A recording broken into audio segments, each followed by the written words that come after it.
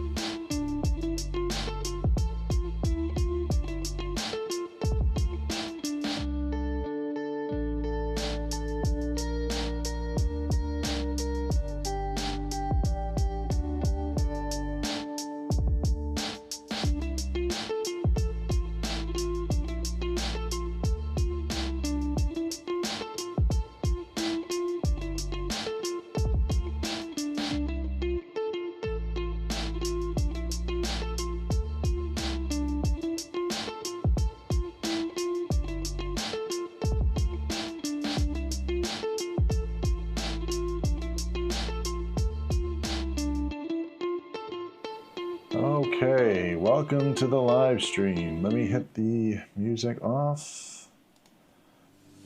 And let me switch cameras. There we go. All right. So welcome to the live stream. This is system build number 31. This is an AMD build. It's an AMD AM5. It is a TrueNAS server. It's going to be a TrueNAS server. So I'm going to go over some parts. But first, my name is Brian. I'm from Boot Once. We do all of our builds nice and live. If you have any questions, feel free to ask any questions in chat. Or if you want to just ask random topics, I'm okay with that too, as long as it's computer related. And let's jump into all the parts and what we need. And then not hit Brian's head. Okay. Let's do that. Show the camera 2. Here we go. So, as a server, it's still a workstation processor, but it is a server-grade system. It's going to still be made for running 24/7, but it is a little different in the way the hardware is, chosen. Still have the same Be Quiet fan for the actual case, so we have a little extra cooling. The processor we went with is a Ryzen 5 8000 series. It's one of the newer processors in the LGA socket, so it's a little newer from AMD. Doesn't have any pins on this. The pins are on the motherboard, which are down below. So we're going to put that off to the side. Another thing that we are changing, this does come with a cooler, as it is very thick. It does come with a cooler, but we are not going to use that cooler. We're going to use ID cooling, an IS55 Black. It's a low profile cooler. It fits nicely in the Jonsbo case.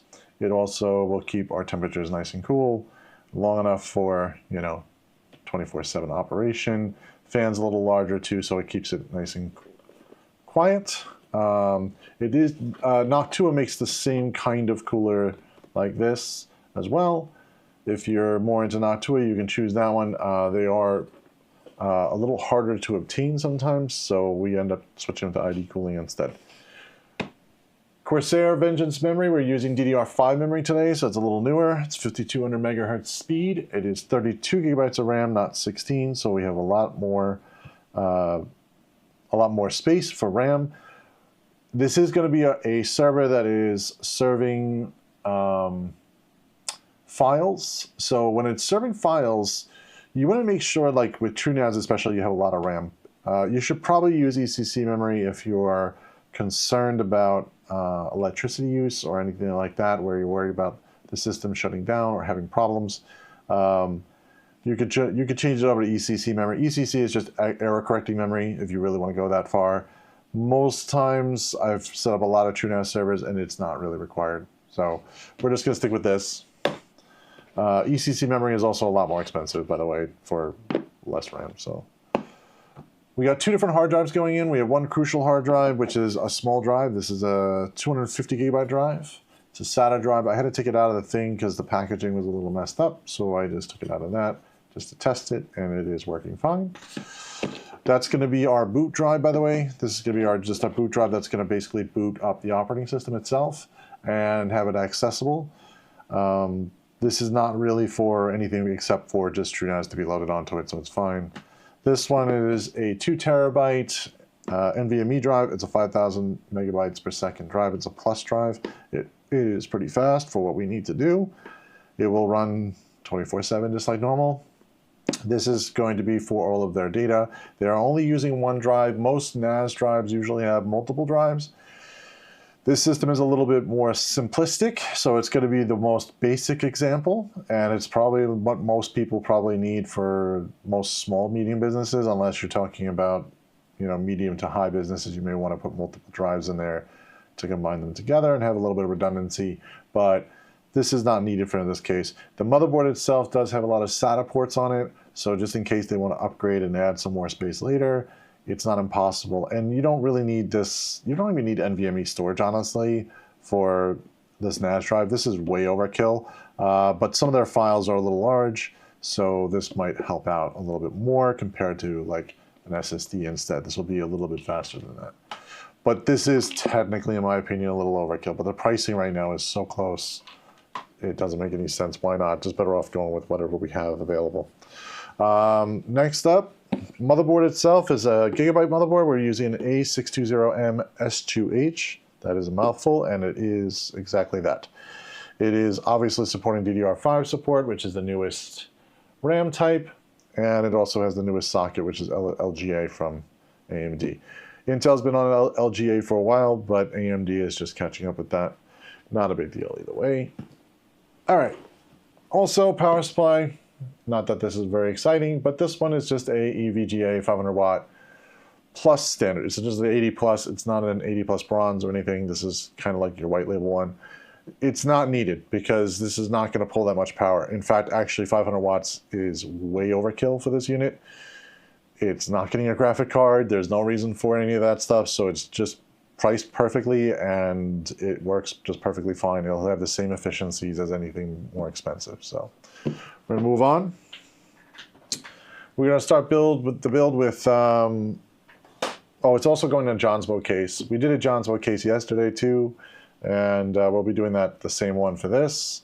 It's nice and compact. It has enough space for a few drives as well as, you know, everything else we need for it to operate properly. So we're going to go and install everything for the motherboard first, and then we're going to go into the case after that. I'm going to put this off to the side here. This is the first time I'm doing an ID cooling on stream. This is a little different. This is a little less expensive than your Noctua, by the way. Also, you save a few bucks, but not by much. And it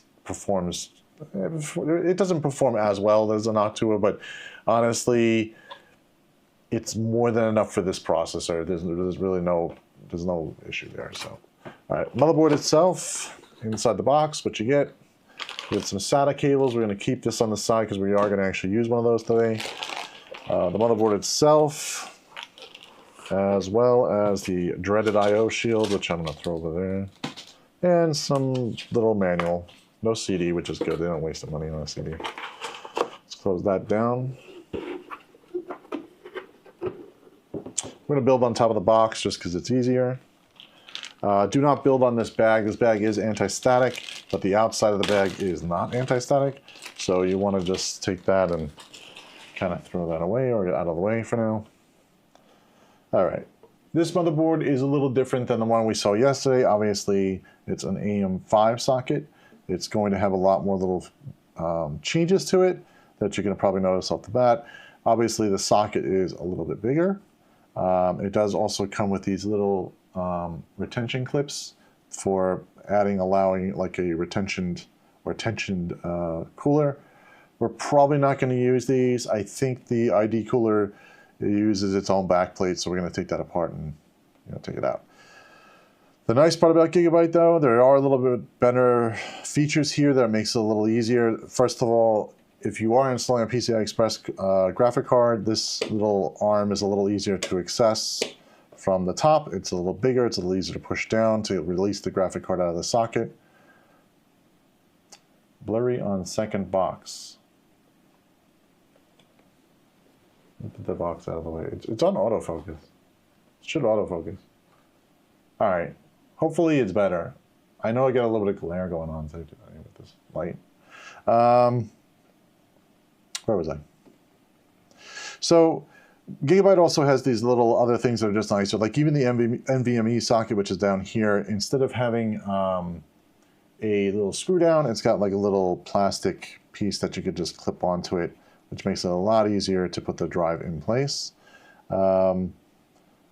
Everything else, well, I like also the RAM sockets on the Gigabyte. Also, they use actual full 4 clips instead of like 2 solid clips and 2 moving ones.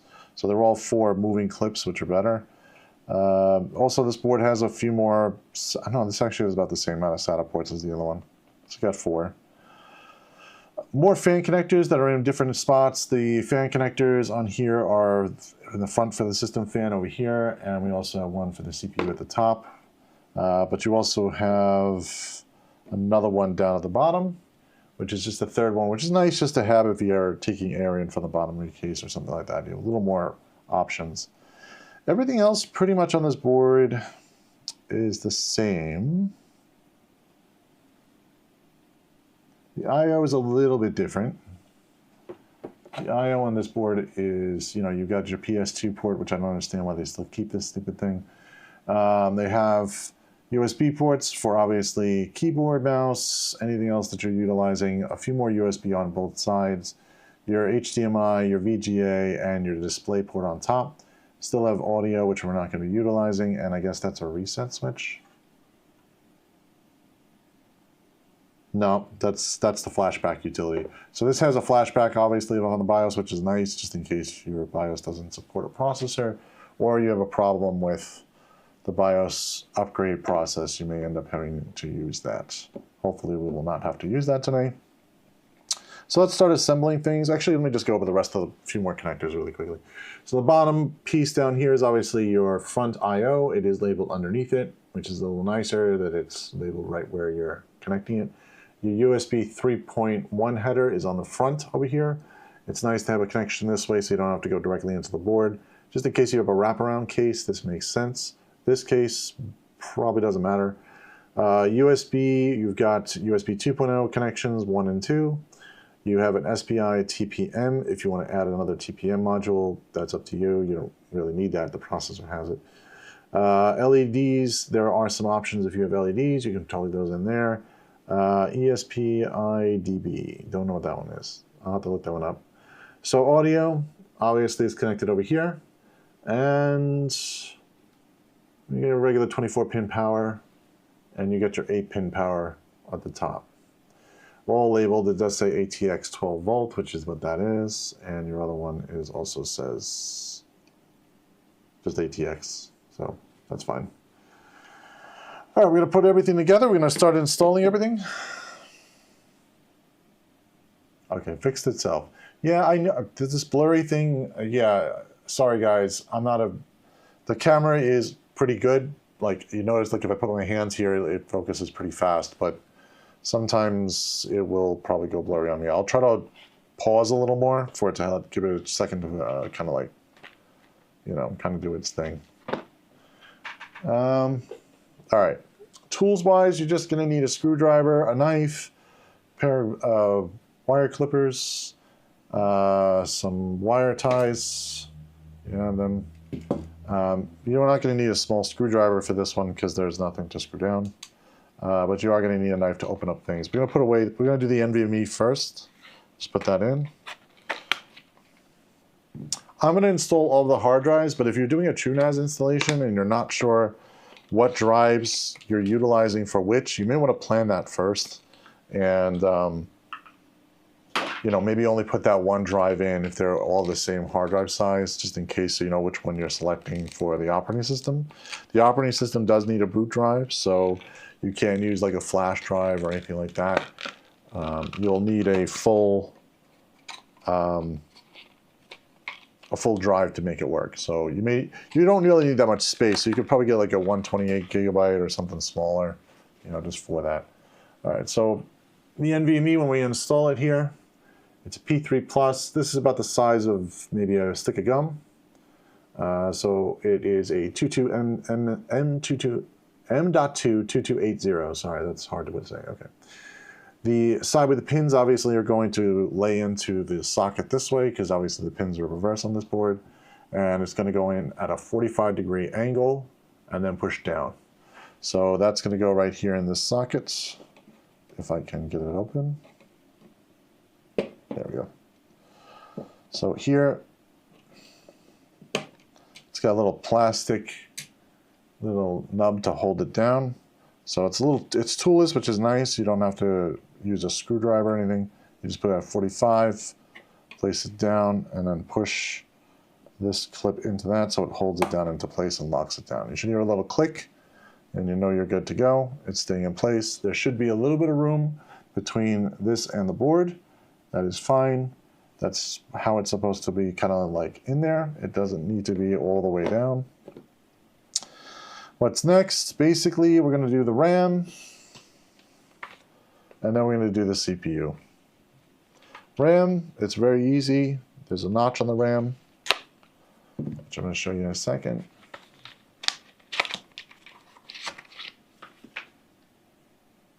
Like that. Plastic containers, come on. The bane of my existence is plastic containers. Okay, here we go. That's like really in there. Okay, this DDR5 and its Vengeance memory, I'm just gonna double check to make sure there is no plastic piece here, which there isn't. It feels like it's just regular. Make sure there's no other plastic on any of the other pieces. Sometimes they put like a little piece of plastic on some of these areas to kind of cover it. It looks fine. So what we're going to do is we're going to look at this notch here. This notch basically determines how it's going to sit into the board. It will only go one direction, so if you're forcing it, you're probably doing it the wrong way. So just probably flip it around. It should click into the socket pretty easily. You're just going to line it up and slip it in. Down, and you should hear the two latches slip and connect in, and they should click in to place. Don't have to push very hard on all these components. It should be pretty easy to push everything in. Again, repeat the same process with the second stick. Now, a little word of advice. If you have 4 sockets here and you're using a AMD processor, do not fill all 4 sockets with RAM. Try to stick with just 2 sockets because the 4-socket thing, there's some sort of glitch or bug, and it's a whole thing. I don't want to get into it too long, but just be aware that you're going to probably lose a little bit of speed if you do that. You'll have better speed if you're just in 2 pairs. So just try to match two sticks for now. If your motherboard supports 4, maybe upgrade later after they figure out what the problem is with the speed of AM5 mixed with you know, 4 sticks for some strange reason. It's not that big of a speed difference, but it is a little noticeable. So let's get out the processor. We're going to start next. Get the thing out of here. Okay. In the processor box, you're going to get the processor itself, which is in a little plastic shell. I'll put that over there, put the clamshell over there. Also, what you get in here is obviously more plastic garbage, and you get a manual. The manual, it doesn't really explain too much, I guess. No, it's mostly warranty stuff. If you want, you can read it. I'll put it off to the side for now. It's a little fancy little Ryzen smear thing there. I didn't even realize that. All right, so anyway, also what comes in here is you got your box cooler. This is obviously the one that comes directly with this processor. Some do come with a box cooler fan. We're not going to use this because it is not. It will fit, but it's going to be a little tight, and the fan is a little too small for my liking for a server. I would like something a little bigger, just so that it doesn't have to spin so hard, and you don't have to worry about, you know, getting more dust on the unit and some other stuff. That, you know, there's a lot of other benefits, but mostly about keeping it cool and not having to worry about that. So before I actually install this processor, I'm going to double check the directions on the cooler, because the cooler itself may require me to open up the bottom part of the processor or to maybe take off this bracket here. So let's see what needs to be done. We have an installation guide this time. I did one of these on an Intel build. I did not do this on an AMD build, so this will be the first time I'm doing it on an AMD build. And we do reference the manual once in a while, so I'm going to take a quick look. Okay. AM4, AM5. Okay, so this one's really good. It's a really good manual. If you look at these pictures, this is pretty good. It tells you to take off these 2 stupid things, and then basically it's going to use the current backplate that's there, but it's going to use the little levitation arm thingies. I don't know what that is. There's probably a real proper name for that. But it's going to have little arms over it, and then it's going to screw down somehow. All right, step 4 is a little bit confusing, but that's okay. We'll figure it out. Can't be that bad. I'll leave that over there so I can reference that. All right, so what else it comes with? Obviously your brackets, screws, and little washers for separators. Another one for Intel, LGA 1700. That is not this one, I don't think. I think this is AMD. There's no label on the one for AMD, which you'd think they would do that. But okay, that's fine. Brackets. Comes with a nice little screwdriver to screw all the screws in if you can't use the other one. Back plate. I think this is an Intel. You know, I hate when they don't label stuff. Like, they should have labeled this, honestly, but not Tua labels everything. This looks like it's Intel. I'm pretty sure this is Intel. Yeah, that doesn't fit that. So that's definitely Intel. We'll put this back. You want to always hold on to the other, you know, stuff just in case you want to use your cooler down the road and you want to switch from AMD to Intel. You have the option. It also comes with a little bit of thermal paste. I'm not going to use this stuff. I'm going to use some of the Noctua thermal paste. I kind of like this one better. It stays longer. We don't have to deal with stuff. I've never used this stuff, but I'll probably throw it on the side, and if we need to use something for like testing or emergency purposes, we'll use that stuff if we really have to, but I like to use stuff that I know works and doesn't dry out and have problems. So we're talking about, you know, a chemical here that we really don't want drying out. So, all right. So this is a pretty simple install, and I'm going to say that now, and I'll probably be wrong. No, I'm just kidding. Hopefully it'll work fine. The, what else do I need? Oh, the fan is also in here. Sorry, I didn't show the rest of this. Obviously, there's a fan in here. 120, I think it's a 120 millimeter fan. Oh, it's attached. Okay, so everything's attached to one. So 120 millimeter fan attached directly to the heatsink. I think this is changeable. Yeah, you can unscrew the fan. The four screws here, you can unscrew these, and you can replace the fan if the fan gets dusty and dirty and you need to replace it. But if you noticed, the real big difference here is the height. This is very low profile. I mean, literally not going to really interfere with much. My only other concern is if it's going to fit, because I think it's supposed to go this way. Yeah, it might fit. All right, well, we'll try it out. The warning on the below, obviously we remove this sticker once we're ready to install. I'm not going to remove that yet. I want to just keep it protected from dirt. But also you have your regular CPU 4-pin power fan. Also, there's a little bit of notation here. If you notice, these also, I'm not sure if you can see this on camera, but these are little rubber stoppers on the corners. That's a very nice touch that, that allows you to basically not have so much vibration between the heatsink and the actual fan. It'll bring the noise level down a little bit. All right, so let's put that off to the side there. I don't need this. Okay, I'm just gonna leave this over here for now. We gotta get the brackets first straightened out. So this is gonna take a few minutes. What we're gonna do is we're gonna take out these 4 screws.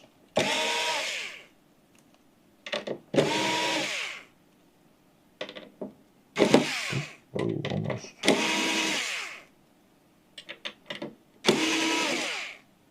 More screws out.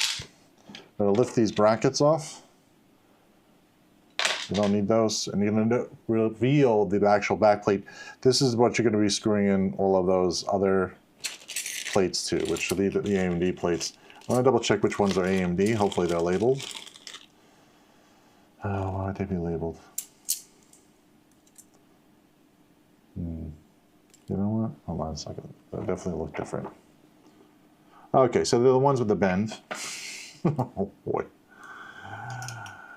All right, I'm missing Noctua every minute, you know what I mean? Like there's this Noctua labels everything, it's nice and labeled, so this is not great that it's not labeled. It's not the end of the world, it's just kind of a nice thing to have it labeled. These are the Intel ones, so we're gonna put these off to the side. The ones for AMD, which we're using today, are the ones that are bent brackets like this.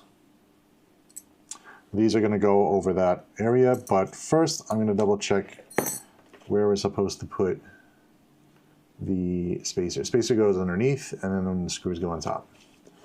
So, and to show you that, it's right here in this step. Step 2, you're basically putting all that stuff together. You're putting the spacers underneath, the screws on top. Directions, does it really say much? Remove original, but keep backplate, but standoff. Yeah, it's all right. Directions are okay. They're not great. It's not broken English, at least. We'll let that go. All right, so how it's going to go is basically going across. So it's going to go this way and that way. It's the other way. It's the other one. But I need the, not those. At least they labeled this one LGA 1700, which is definitely Intel. So at least that helps to realize that that's not the one we need. These are the ones for AMD because obviously there's only 2 that it supports. So let's take this out of here for a second. All right, all the lovely stuff that you get here, you get some screws and you get some spacers as well as some other screw to go on top or bottom. I don't think we need to use all that. Yeah, we don't need to use all this. This is a lot of stuff. There's also, I think, some Intel stuff in here. I'm gonna double check which one we need. We need these. Wow, this picture is the only way I could figure this out, but it's this one. So this is the one we're gonna be using between the spacer and going down to the board, and then it's gonna screw into the back plate. It does say not to remove the back plate, so it's using the one from AMD itself. So we're gonna use that. All the rest of this we're not going to really use. We're only going to use these spacers, those 4 screws, and all the rest of this is Intel, which I don't understand why they didn't put this with the other package. Probably a manufacturing thing. It's probably easier to have a 1 screw package than it is for everything else. But why separate, you know, go separate these washers from this? Like, you know, it doesn't make any sense. In my opinion, you should just have it all separated. So those are Intel, to take those up to the side, and we're going to put the little spacers on. The spacers have one side that's bigger, one side that's a little smaller. The smaller side usually is up, usually. Yeah, probably. Let me just double check. If you want to double check, you just put the screw through. See if it goes all the way. And it doesn't matter either side, it's the same thing. Okay, so we're good. So just put the spacers on.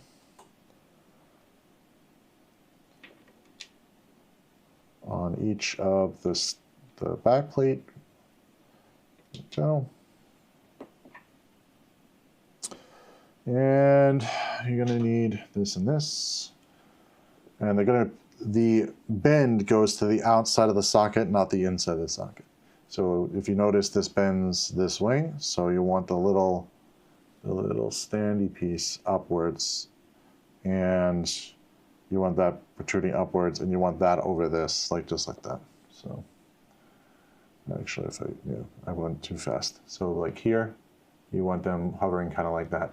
I'm going to do one side at a time because this is going to be a little difficult to do both at the same time, and mistakenly missing stuff is not going to be fun. So actually, I might be able to just drop these in. Oh, really? That easy? No, I don't think it was going to be that easy. Okay. You want to do enough just to get it caught first, and then lift this back up so that when you screw this in, it stays nice and flat. You don't want that bending at any point because this is the thing that's going to hold the pressure down. So you want to make sure that that is nice and even, which it is. Okay. By the way, do not lift your board without some sort of screw here. If you do, the backplate will fall down. There's nothing holding that backplate in place, and you have to realign it. All right, same thing here. Just repeat the process for the second one, except the opposite way. Always facing out and away from the socket. Just gonna screw that in.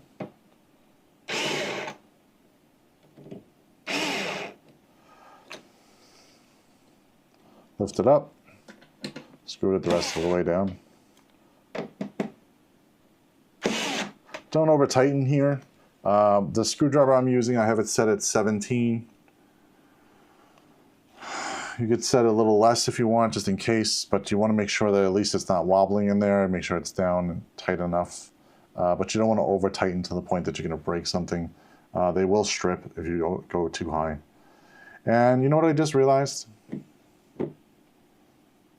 I can't open up the socket. Should have put the processor in. Okay, let me put the processor in. So, don't do as I do, just do as I say. Take it back out. All right.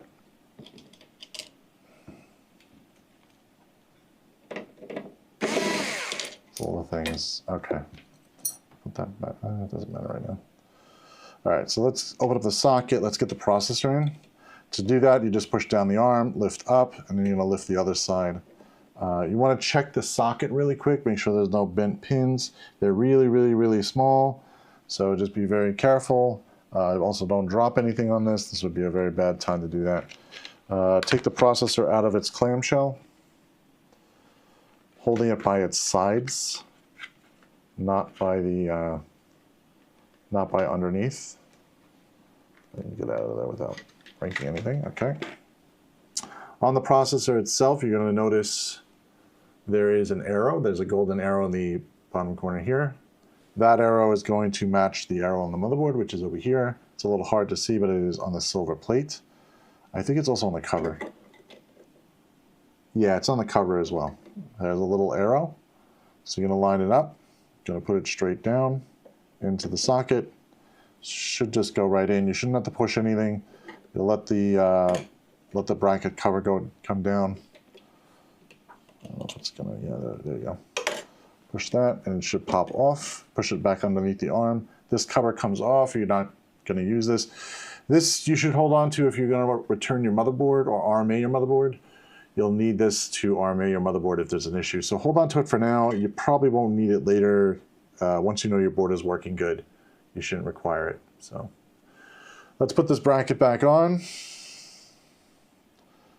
Which go backwards. Follow the same thing that I did before.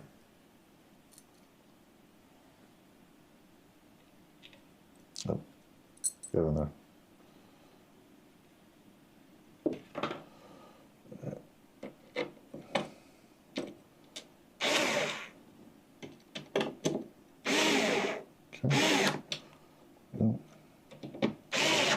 Okay. Now that that's in place, we don't need this plastic. We are going to have to now mount the CPU, but mount the heatsink and fan, I mean. To do that, we have to also put the thermal paste on first, and we're going to have to align everything. Before I put the thermal paste on, though, I want to double check to see if this will even fit.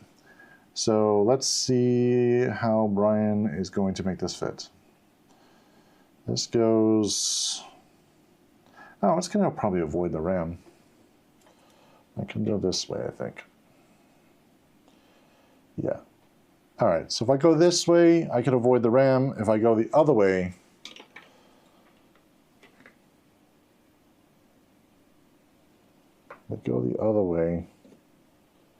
you know what, it still clears the RAM. But I'm going to go the other way anyway. I just want to have a little more room. So, yeah, I'm going to go this way.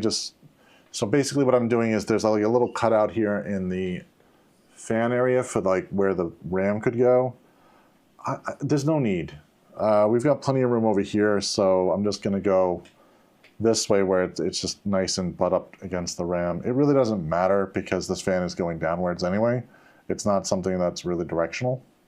I mean, it is directional, but it's not directional in the aspect of how I'm going to put it down. I'm going to remove this stupid little plastic cover, and you'll notice this is just very, very shiny and flat. That's the way it's supposed to be. Put that over there. And what we're going to do is we're going to apply some thermal paste first, and then we're going to put this down. I'm not going to wear gloves this time because I'm not taking thermal paste off, so we should be all right. When you take thermal paste off, you should wear gloves. You don't want this all over the place. But We're going to YOLO it. All right, so let's put some thermal paste. Usually what I do is I usually do a dot in the center. If it comes out. A pretty big dot in the center. I do a dot in the corner. Dot in this corner. Little dot in this corner. This is probably way more thermal paste than you need. Okay. Once you push this down onto the, once you push the heatsink down, okay. Once you push the heatsink down, it's going to spread out anyway. The directions probably go over this. Yeah, the directions just say put a big goop in the middle. I like to put a little bit on the sides just so that, just in case. If you really want to, you could also do like, you know, a spreader where you could take a plastic glove and just spread it around if you want to spread it around. But just make sure it stays only on the silver part of the CPU, obviously. You don't want it dripping down into things. It's not conductive, but you just don't want to make a mess, is really what it comes down to. So I'd rather have it squeeze out and just be fine with it. Now what you're going to have to do, why they give you this lovely, wonderful screwdriver, this little piece of metal. It's not even a screwdriver, just like a piece of metal with a Phillips end on it. Kind of like an Allen key wrench, but with a Phillips end. And it's very sticky. Why is it sticky? What the hell? All right. Wow. All right, anyway, moving on. You have to be able to get to this screw. So you're going to have to go through the fan to get to the screw area. So you need a very long screwdriver to get down there. All right. So we're just going to do that, but this screw is going to line up with this little post, and the other screw on this side is going to line up with this post. And it's going to screw into that. So when we go to do that, we are just going to line this up correctly, hopefully not damage anything. Oh, by the way, make sure you remove that warning sticker. You don't want that between here. This will cause a big problem. You're going to end up with high thermals because the temperature is not going to transfer between the CPU to the cooler. And you're going to run away with the temperatures and have a real big issue. So, moving on, let's get this going. Enough warnings. Let's put it down very carefully on top. And probably should have lined this up first. Okay. And then the other side, wherever it may be. Oh, this one's even more tricky on this side. You got to kind of like get into it, not being able to see it.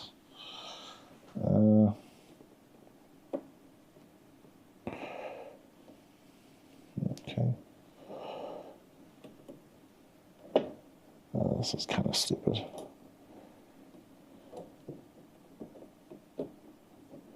Lining this up is a little tricky. What I'm doing is I'm looking from the left side to see if I can find, oh, you know what, this is off a little bit. That's why it's not finding it. There we go.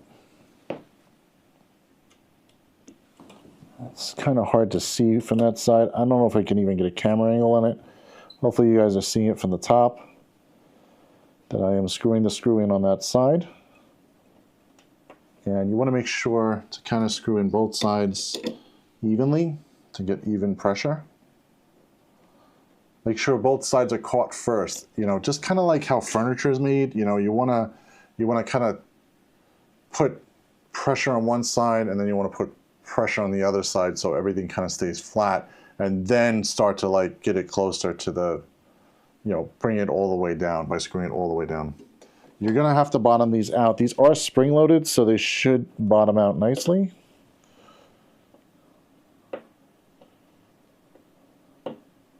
It's a lot of screwing, so that's done. Let's try this side. This is a little tricky. It's not that bad, though. They do have holes for these two things on the heat sinks, so it makes it really easy to find. Now it's bottomed out. Okay, let's try this one. It's a little hard to see from the top, though. It's probably easier to see from the bottom or the side. Yeah, that's actually bottomed out. Okay.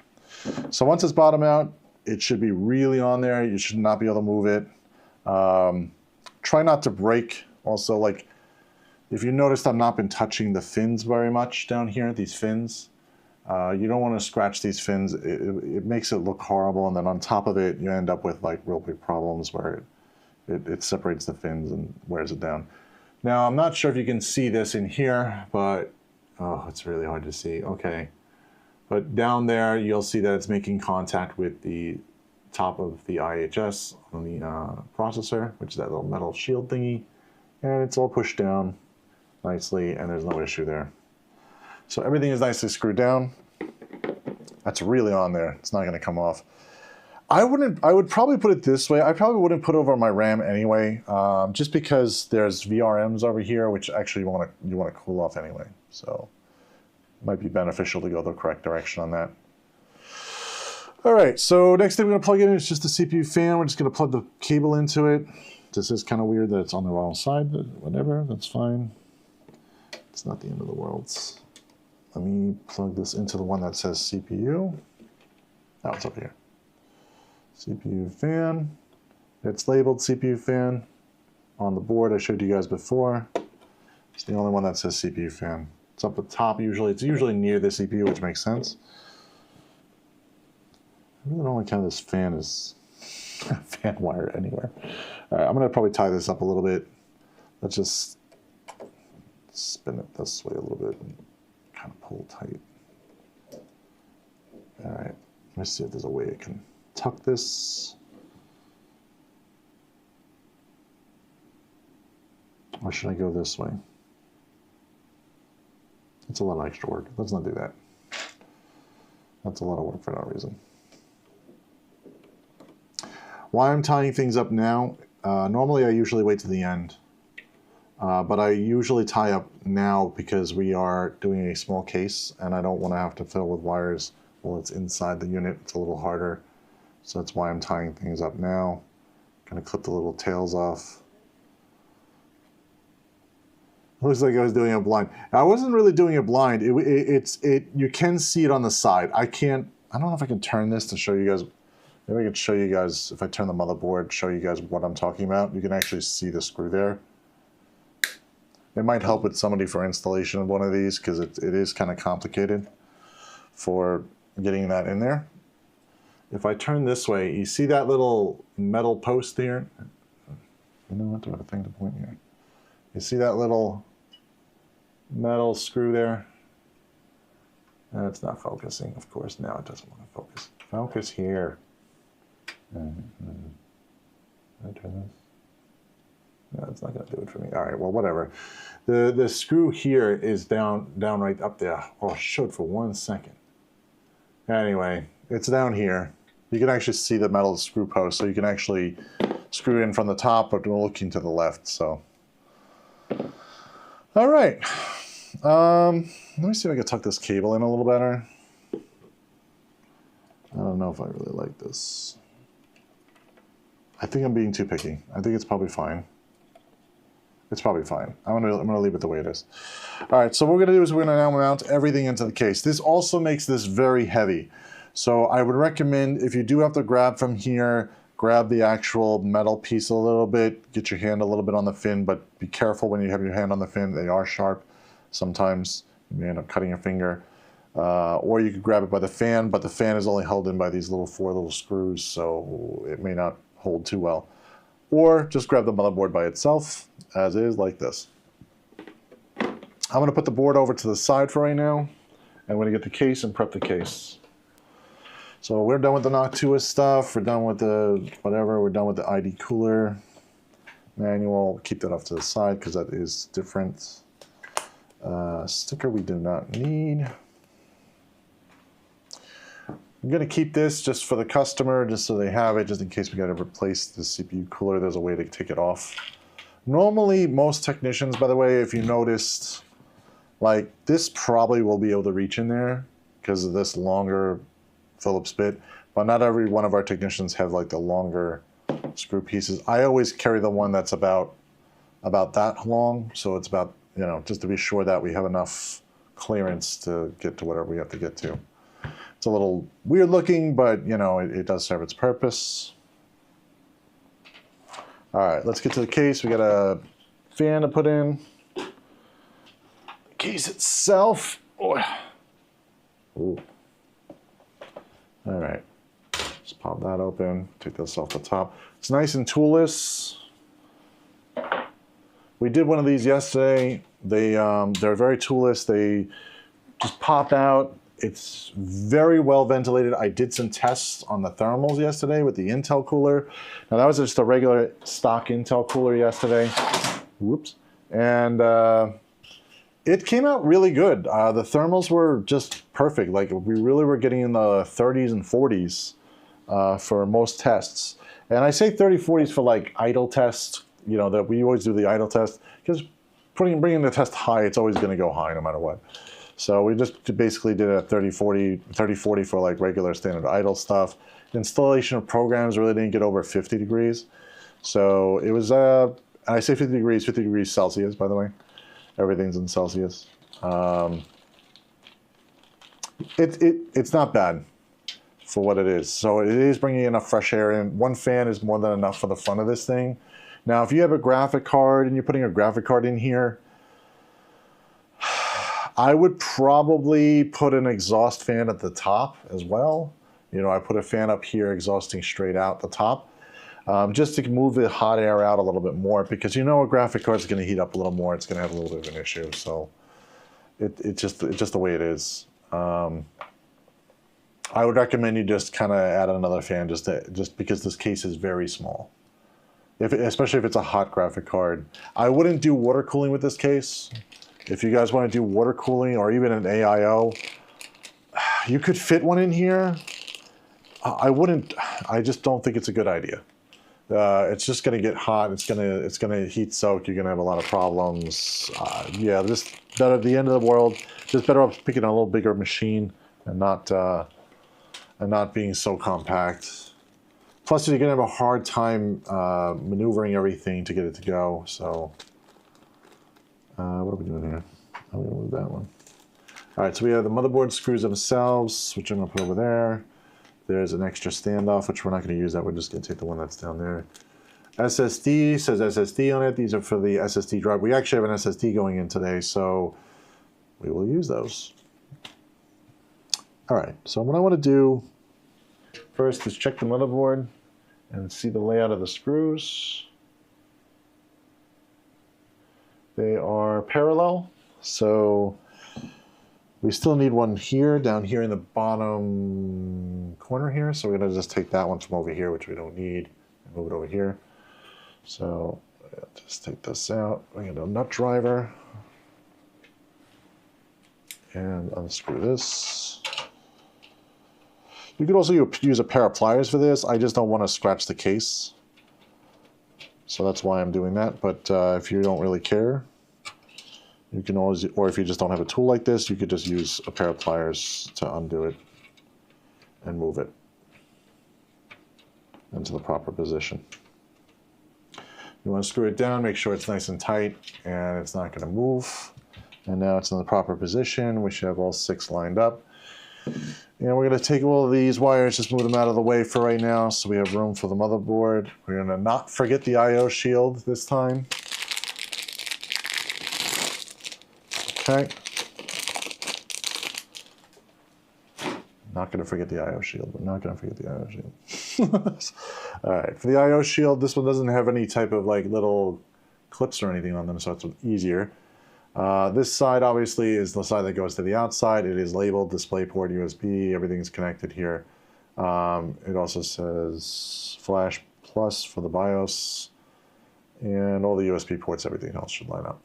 All right, so that's going to go down into this square hole here, and we're going to pop in that. Just be very careful with the I/O shield. It is sharp, so if you push too hard, you end up cutting your finger or something.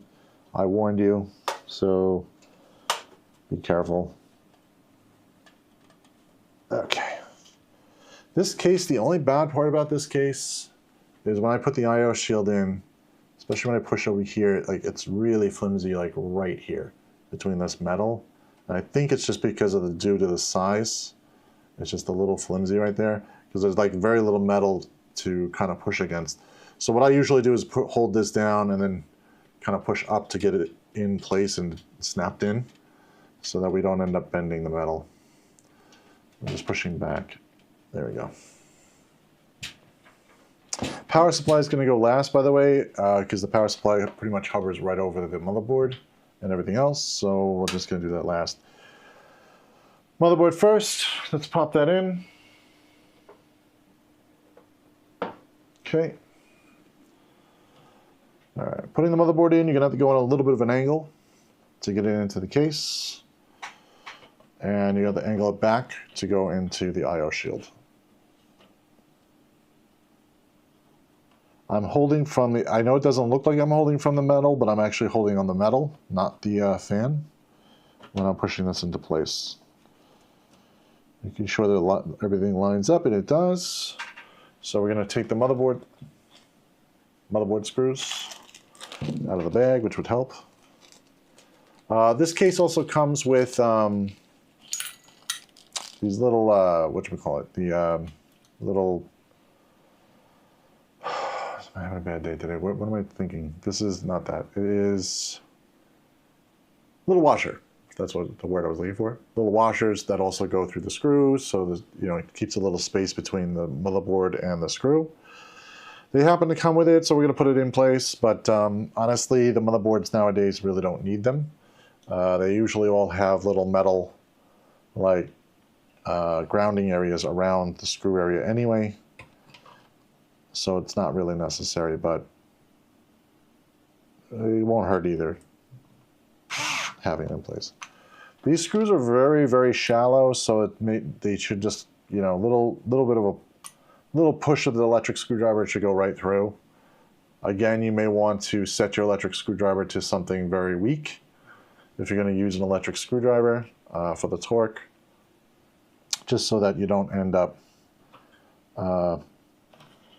stripping a screw or anything like that. As you can hear, like, the motor doesn't run very much because it's a very small screw. If you're not sure, you don't want to take a chance of using an electric screwdriver, you don't feel comfortable with it, use a regular screwdriver. You don't have to use an electric one. There's just, the only benefit is not having to, you know, deal with turning the screwdriver. That's about it. It does the same job, and you don't need a $500 screwdriver either to do this. Like, you literally just need a $10 screwdriver. Simple, easy. You also want to make sure that you count all of the screws that you put down, making sure that you get all the standoffs that you put down. If there's another standoff that you accidentally put underneath the board, you could short out the board, so make sure that you count how many were underneath as well as before you actually put the board in place. I know there's 6, so it's not a problem, but if you're not sure, sometimes some boards are a little longer, some boards are a little shorter. If you have an ITX board or micro ITX, micro? No, it's mini ITX. If you have a mini ITX board, then you're going to obviously have less screws. Okay, they're all in. If you have an ATX motherboard, that's a lot bigger. You're going to obviously have a lot more screws. You're going to have a lot more standoffs. You're going to have to go through that. So let's plug things in. So let's get the front panel connectors going, and as well as the front USB, because that's going to be hard to reach once we get the power supply in. So we're just going to put this forward. This is, and the ones that are front panel is labeled F panel. By the way, this one doesn't have separate front panel connectors. So it makes it really easy. It's just keyed out. You plug it straight in. It should work. As long as their key matches matches the pin out here. Yeah, it's fine. Okay. Yeah, I'm just making sure that there's a break and it does plug in straight, so we should be good. And the other one is a USB connector. That's audio. I'm sorry. Should be HD audio. It's labeled HD audio. And that's going to go far across the other side of the board, and it is keyed out, by the way. So there's a little black key out that just matches the one that's empty on the board. And there's no pin for that one, so obviously it would only fit one way. If you obviously plug it in wrong, just, you know, flip it over, maybe just plug it the other way. Same thing for USB. This is a USB 3.0 connector. This one is pretty fragile, but it is notched.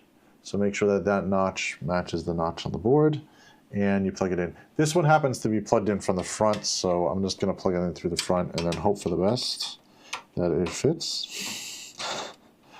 We might have to do a little bit of surgery here with the cables. No, we're okay. Okay, we're all right. Just gonna have to tie all this up. So I'm gonna tie this up right now because it's kind of in my way, and it's gonna be a lot harder once the power supply's in. We're not gonna really have room to kind of tie this up. So best time to do it is the present.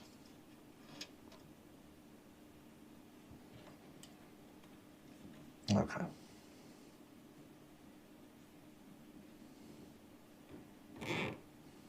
Or now. All right, so after that's tied up, you want to just clip off the little tail. Don't leave the tails on these wire ties. That's really annoying. They do get into fans and stuff, and make noise, and it's rather aggravating. So I already know that I got to change one of these rails and move the rail down a little bit. So I'm going to do that right now for the fan because it's marked as SSD this way. Take this off. Just 2 screws in the front of the case. Not dropping it, hopefully. It goes this way. All right. So it basically is moved down to the last hole.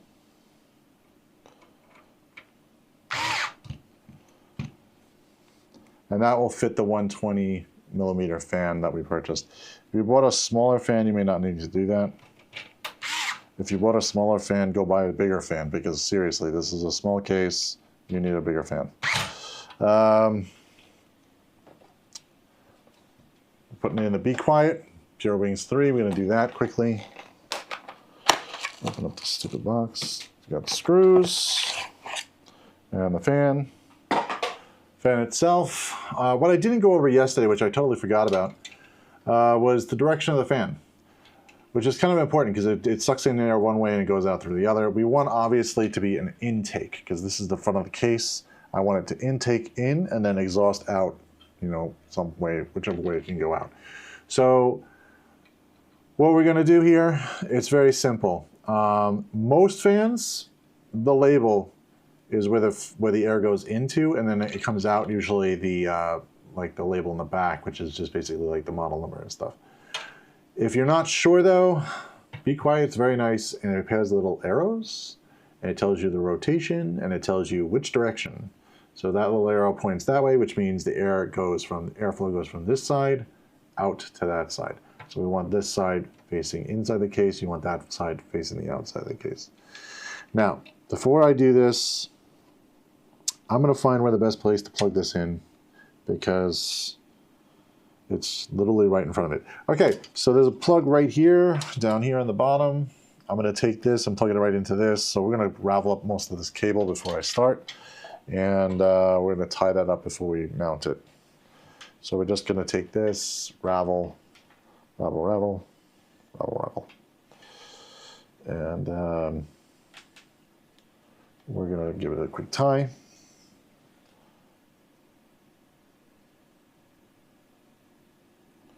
Now the screws that come with this fan they're like self-biting screws. They're like these little threads that rip into the plastic to hold it in place.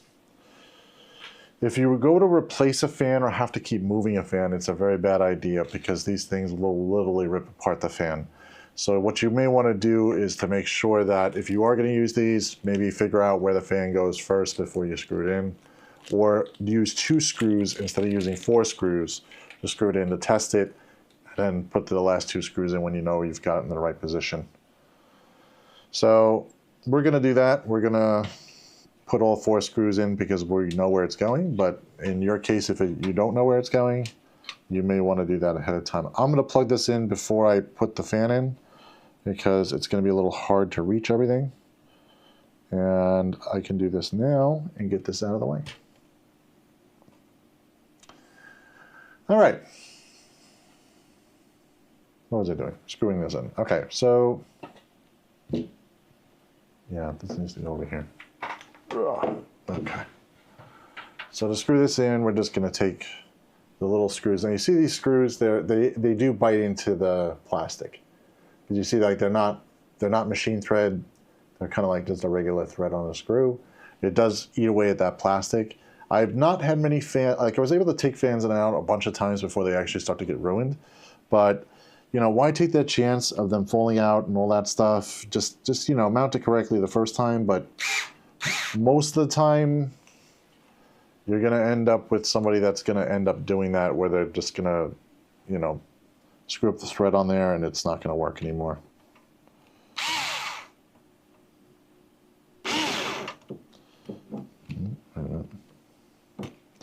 Move this up a little bit. It's a little loose. There we go.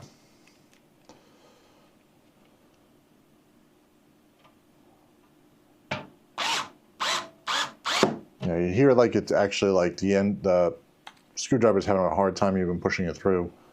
And that usually means because it's giving you a lot of pushback.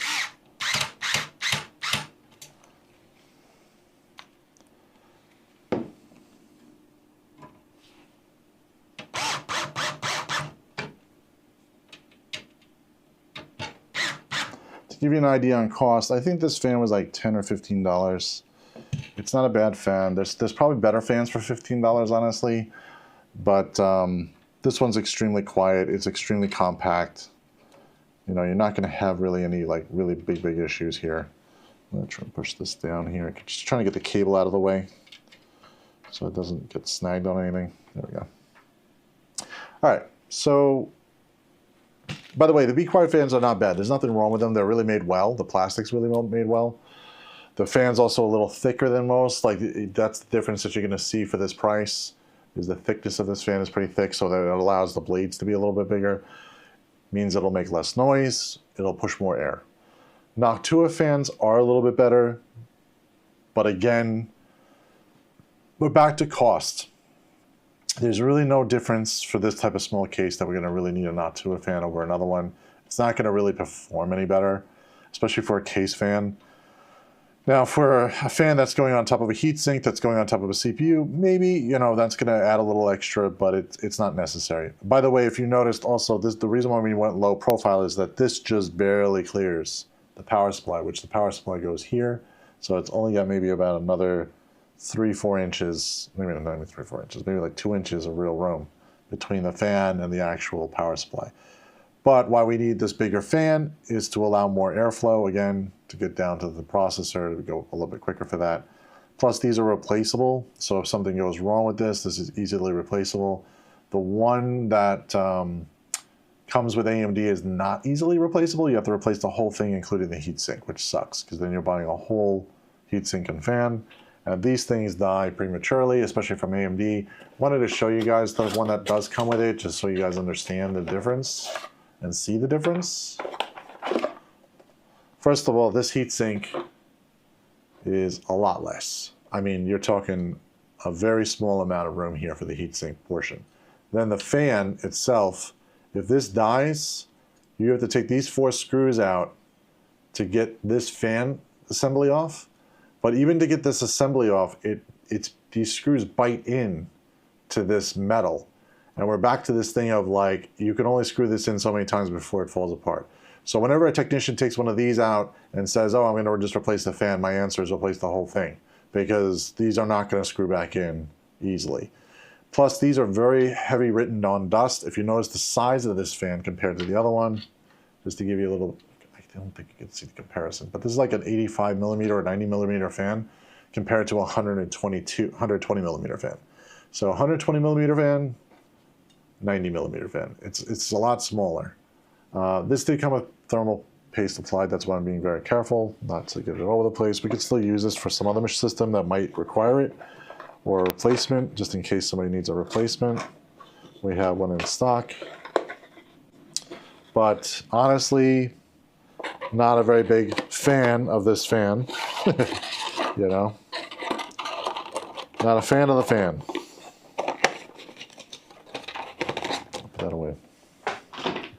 So the 120 millimeter is just better all around. It's a little bit easier. You know, these aren't self-tapping. These are machine threaded, so they're easily replaceable. You don't have to worry about, oh my God, am I going to be able to get a fan on there today without causing a whole big of an issue. Plus, 120 millimeter fan is very standard right now, so you could still get these pretty inexpensively, and you know they're readily available.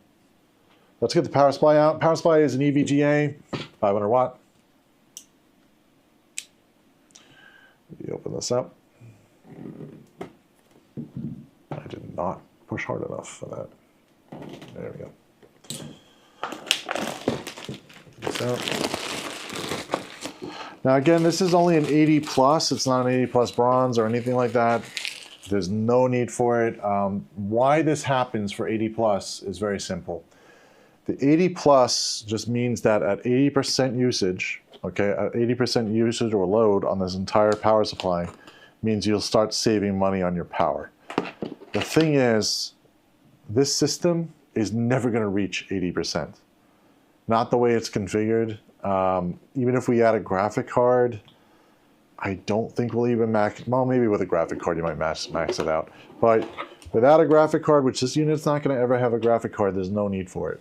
Comes with a manual. Simple stuff. Power cord, which we're going to keep on the side.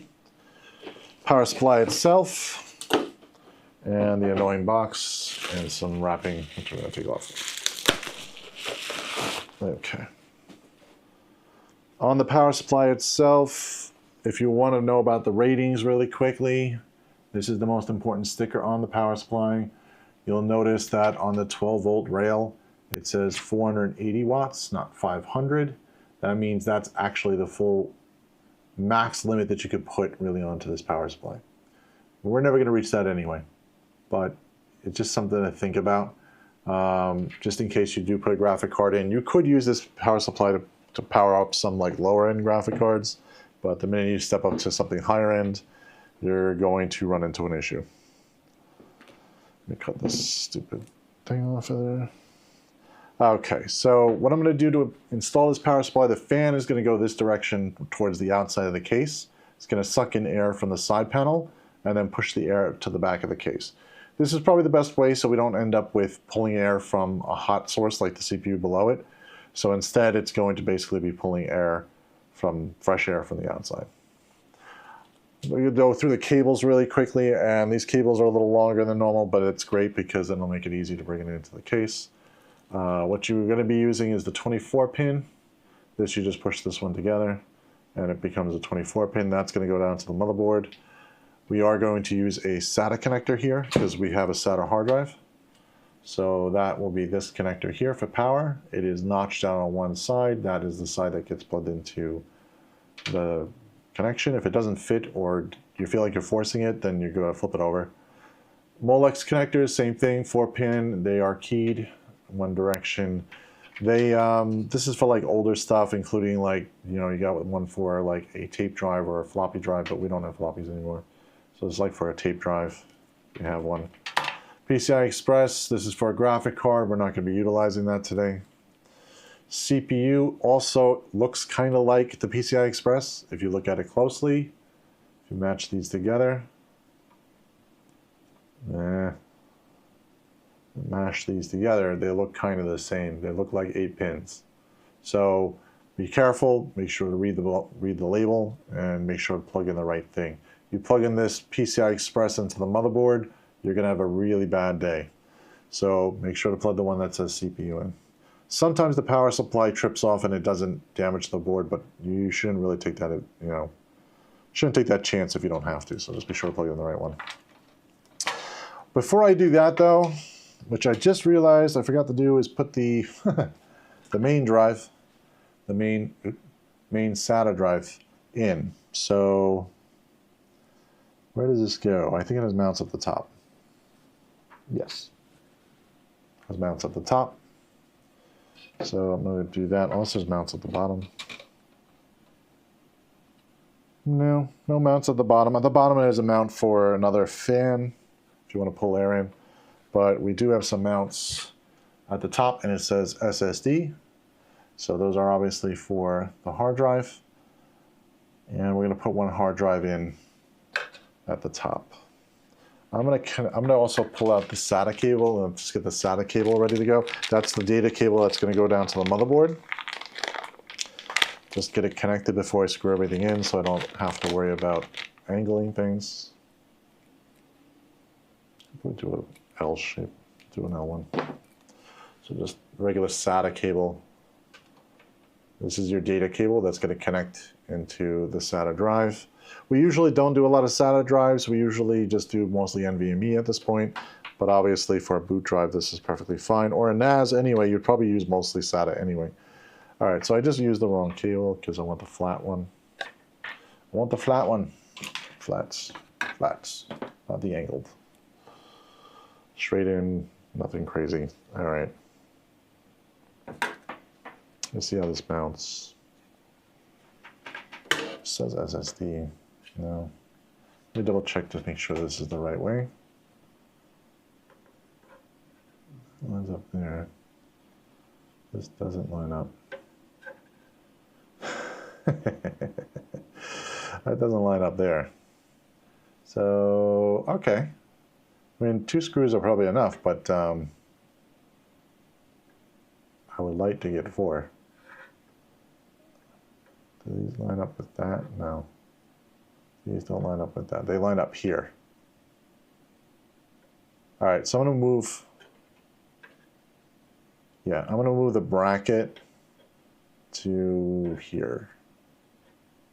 Yeah, if I move this bracket down 1 and move this bracket down 2. No, 1. Actually, we just move this one down 1 and move this one down 1. It should be good. I want to get 4 screws in there. You know, you can get 2 screws usually, and that's fine. But I don't like to just leave stuff kind of like hanging out there, especially if it's a drive. You know, it does have data on it. You don't want to have to worry about. Oops, I'm hitting things. All right, hitting that camera a little too close. I turn. All right. Just that one. And then put that over here.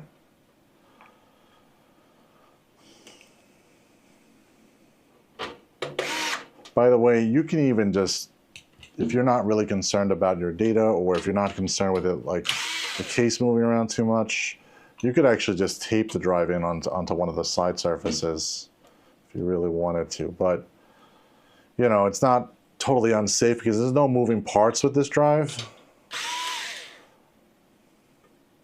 But, you know, then when you got to replace the drive, it becomes a little bit sticky situation, literally. What did I say, 2? I was that down 2 or 1? I said, here, 1, okay.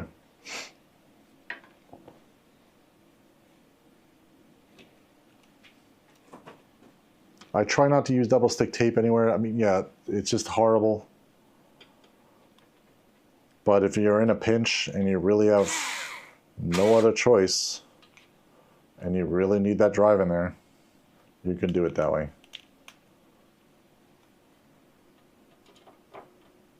I just wouldn't also move your computer around too much because it's still, you know, you could get jarred loose or something like that. All right, so what do I want to do? I'm not 100% sure what I really want to do here, if I want to move this into an upper position or a lower position. So we have choices here. We could go here, or we can go here. I'm thinking here. It's a little further away from the processor and stuff. So that's what I'm going to do. That's what I think I'm going to do. By the way, it drives upside down this way. It doesn't matter if it's upside down. It'll operate just as good upside down as right side up. All right. So what I'm going to do is I'm going to attach the cable first, and then I'm just going to screw these in with the screws that came with it, which are not over here. They are somewhere here. Here we go. SATA, the SSD screws. They're small. I need 4. Let's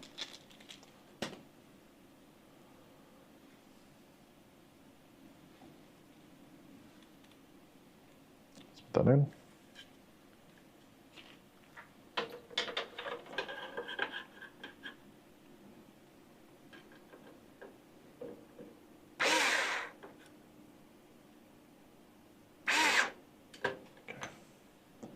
Just a little bit up. There we go. We didn't do the power yet, but that's okay because I could get the power in there with no problem. Shouldn't be an issue. If you can get at least 2 screws, that's good. I mean, it'll definitely hold. This is not a heavy drive, but I like to make sure that things are like really tapped down, especially for a server. And am I missing? And I'm missing because it's a little off. Bring it up a little bit. There we go. Nope. Seems too tight.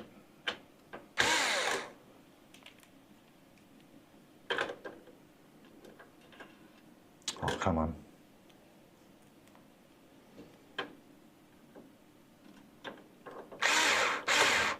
There we go.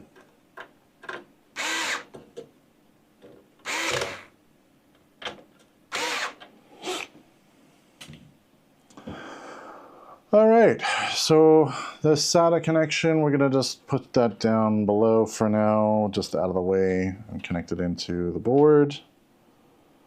The right direction. Yes, right direction. Really doesn't matter which one you plug it into. If this really bothers you, you can make sure to plug it into like port 0 if you really want, or port 1, depending upon the board and how they choose. Honestly, you could plug it into any one of them, it'll just work. That's the nice part about SATA, it doesn't make a difference. So just make sure it's plugged in. We're going to be plugging the power next also, but we're going to put the power supply in and do all the connections. So let's put this downwards. Show you where I plugged that in. I just plugged it right down to the motherboard into one of the SATA connections right here. At the bottom part of the board. It's a little hard to see. It's over here. There you go. It's one of the 4. It's fine. All right. So I'm going to plug in all the rest of the connect cables. We're going to obviously plug in the power for the motherboard, and as well as the SATA and the other motherboard one. Which I'm going to get some more light over here because it's always hard to see this. And I can never tell where the edge of this is. So let's do that. There we go. Should click in place. The little latch will click in place. Then you know it's all the way down. You want to look for the one that says CPU. I'm just going to untangle this so it's away from all the rest of the cables.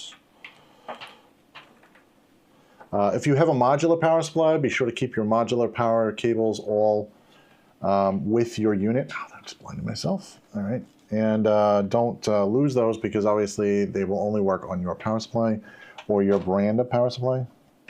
And if you need to get the plug in something later, you're going to have a hard issue of doing that if you don't have the cable with you.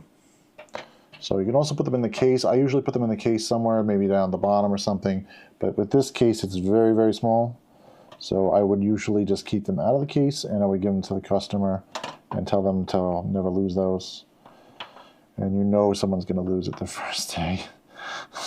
That's the biggest problem. I know I almost lost my power supply cables. I found them later, and I was just like, oh yeah, I'm going to keep that next to my system because I do not want to put the wrong cables with the wrong power supply.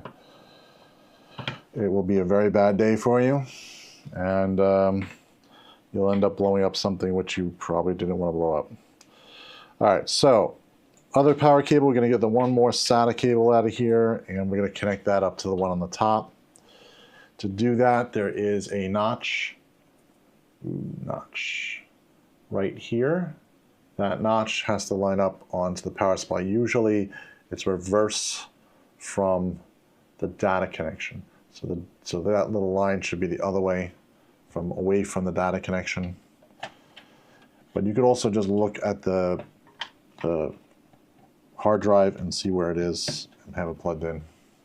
And just plug that straight in, and it's popped in. We're good. And we're gonna have to like tie a lot of this up, but I don't think we really can tie anything up yet until we get everything in. Now we can tie up some stuff. We don't really need the PCI Express. We don't need all the rest of the cables. So I'm gonna take all of these cables and just kind of like push them together into a bunch. And I'm gonna tie the nut down below. I won't be able to reach these once, well, we can reach them after we put the power supply in, but it's going to be a lot harder to get around it to tie it down. So I'm just going to push them together as much as I can without too much hassle. I'm going to probably put a few ties on this. I can already hear my like other technicians that I work with. They're like, Brian, you use too many ties. And I'm like, yeah, I know. But I like to also not have to worry about wires getting loose and having problems everywhere and getting into fans or getting a call back from a customer being like, why does my computer sound like it's taking off because it's got a grinding noise, you know?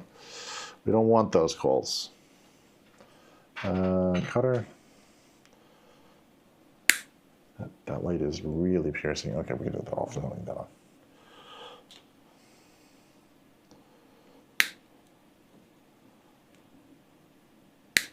All right. Plastic pieces away. Okay, we're ready to put this all the way in. And this is going to be a little tricky because we got a lot of wiring going on. We're going to want to tuck the wires back and underneath and away from all the fans when it goes in and under. So I'm just going to kind of pre-tuck a few of these cables. We'll hold them forward. Take this one and move this also forward a little bit. So that when I lift this up, all the cables will fall in an area that I can easily grab at later and tie them in. So don't be afraid to push the cables a little bit. They should be able to bend a decent amount to get them in there. It's not water cooling, it's a cable. You know what I mean? Like, it's not that big of a deal. Let me get the screws in and then, oh, where are my screws? Oh, the screws are on the other side of the box, of course. All right, get the screws out. It's actually holding it up, which is perfect. We'll let that go, and then I'm going to tie everything down.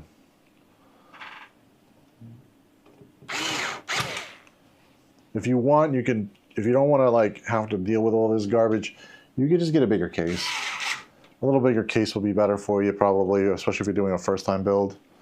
You'll have a little more room. But if it's like your fourth or fifth build or something like that, then yeah, you may want to go with a smaller case if you want to just save space.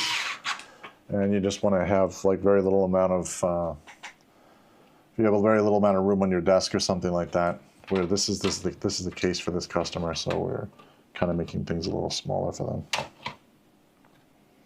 It's also a very nice case. I'm going to take the cables down a little. This is a little bit of a mess. Push everything kind of down and towards the front.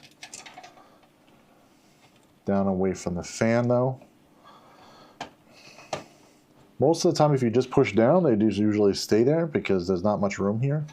But I would also like to bring down some of the other cables here out of the way, not tangle them further, and make sure they stay away from the fan. Yeah, I'm just gonna take this, bring this around the RAM. Get down there. Okay. There we go. I might do a cable at the top again. Yeah. Right now it's away from the fan though. Yeah, I want one more tie here, just because this is a little weak spot, and they don't need to be this far apart. If they come together in this one area, it will stay away from the fan entirely. You know, fans, the only way the fans work, obviously to common sense here, it's not just getting stuck in the fan, but you also don't want something blocking the fan, because then it's going to be basically blocking the cold air going across. and it just won't work as efficiently. And I'm not saying it won't work. It'll still work. It just won't work as efficiently. And that's not good for, you know, obviously for cooling purposes. So I'm kind of going above and below the fan. So at least this way we're getting full air contact right here. We have plenty of room down below, so we can actually put a little more of that cable down there. And it's down past the RAM, so it's out of the way. That's tied, and it looks good. So we're ready for a test. Let's do a boot test.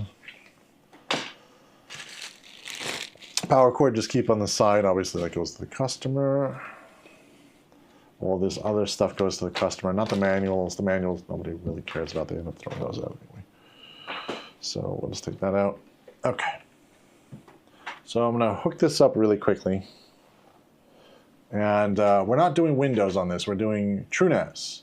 So TrueNAS is a little different. It's obviously just a NAS software. It's for network attached storage. That's what that stands for. And the network attached storage unit is just basically like a mini server for files. That's kind of the simplest explanation. You can use it for other stuff too. But most of the time it's usually for files. Get my keyboard out. Okay. So I'm going to connect up the keyboard, mouse, and let me get this out of the way. Can't see much now at this point. Let's put that over there. Let's put this over here. Of course, my camera is off. I hate Sony today. I really do. It's killing me. I'm hoping that resets it. Oh, there we go. All right. I'm going to figure out this problem with this camera eventually. And it'll be great when I do. But every time it shuts off at like 2-3 hours, it just decides to shut off. And I had it on for a little while before, obviously, we started streaming. I was trying to test something new, but it obviously didn't work. So, anybody know how to keep a Sony ZV-E10, or whatever it is, I think it's ZV-E10, whatever it is, to keep it on all the time? That'd be great. I tried to look it up, but it seems like it's pointless. All right. Oh, fingers. First, we're going to have to do, before we even load the operating system, though, is we're going to have to do the BIOS. Wherever the BIOS, I left it. Where did I leave it? My flash drive over here somewhere. I have one flash drive. There were two. There were two. Brian has made a mess out of his desk, like usual, and has lost the other drive. Where's the other drive? Where did I put it? Ugh, I've got so much garbage. Hold on a second. Get the garbage out of here. What did I do with the flash drive? Oh boy. Oh. Oh, it's over here. Got it. All right, so of course Brian put it in a spot that it was not supposed to be. All right, so I get the BIOS on here. I'm going to put the BIOS on first, and then I'm going to load off of the other flash drive for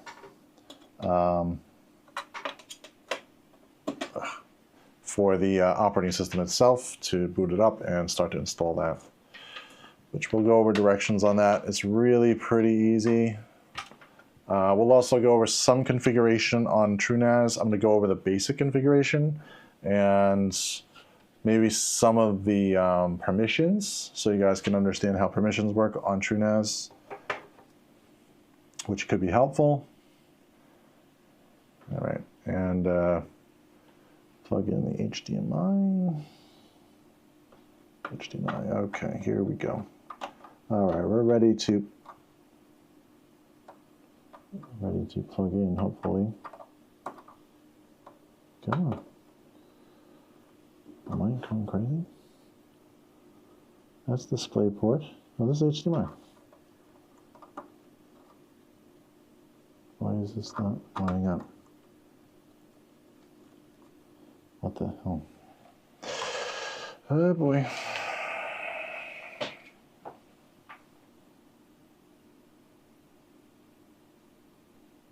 Something weird with this HDMI port. It does not want to plug in.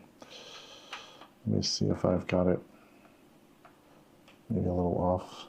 Is the motherboard locking?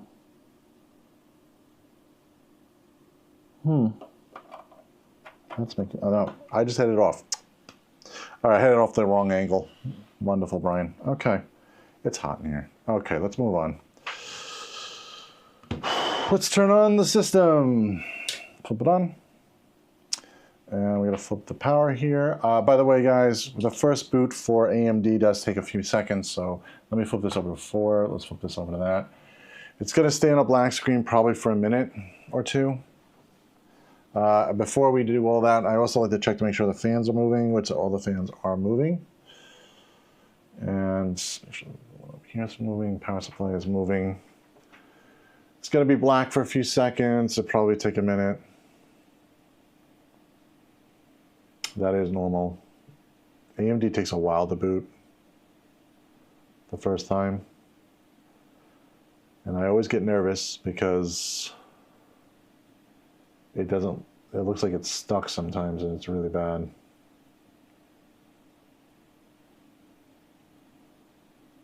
Could be stuck. It's like a really long time. Come on.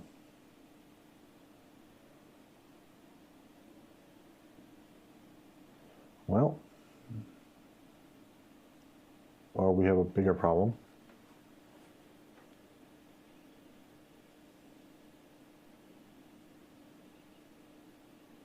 Come on.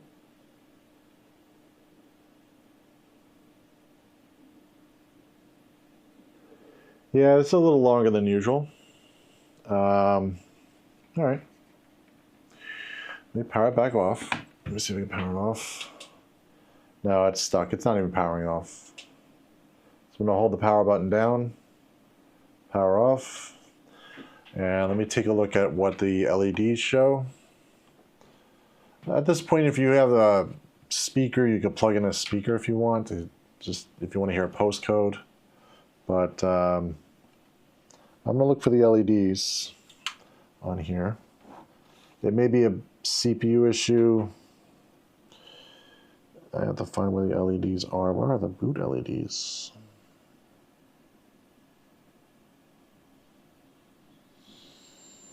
Could be a CPU issue because this is a newer CPU and it may not be flashed to the BIOS correctly. So I might have to do the flashback option, which will be a pain in the butt because I don't know the sequence of the one for GIGABYTE. So let me just see where are the LEDs on this thing?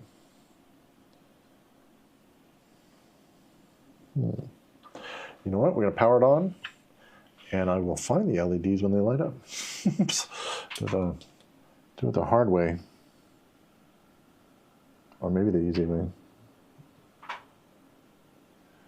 It'd be funny if it booted.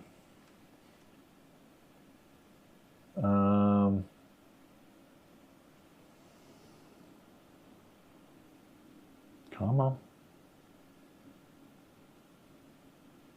No. No. Kind of a lot of stuff plugged in. Maybe I'll try not plugging any of this stuff in. Maybe it's holding it. Keyboard mouse. Switch the keyboard mouse.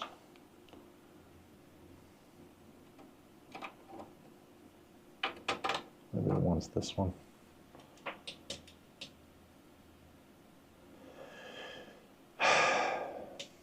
It's probably a flashback issue. I really hate flashback. It's gonna be a big pain in the butt. It's probably easier to change the processor and then flash it and then bring it back up.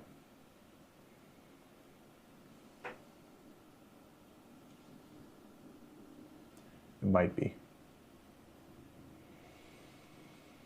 All right, we'll give it a minute. We also look for the LEDs. I don't know where, I don't see any LEDs on this board. Either that or it's covered somewhere. Probably. No LEDs. Is this board totally no LEDs on this thing? No diagnostic lights, no nothing. Okay, Gigabyte, I'm not very happy with you.